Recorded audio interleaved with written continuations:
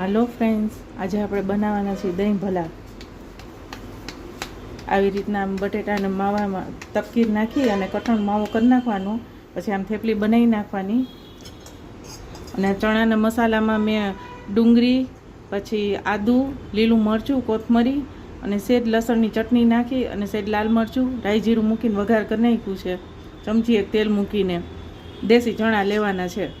પછી એનું સ્ટફિંગ ભરી આવી રીતના આમ અને તૈયાર કરી લેવાનું છે.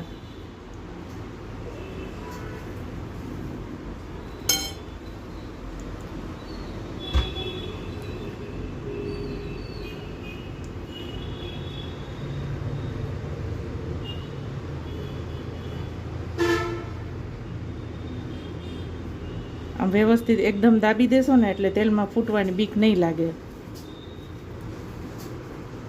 કચોરી ટાઈપ વારી લેવાનું છે અને પછી અહીંયા મેં તરી લીધા છે.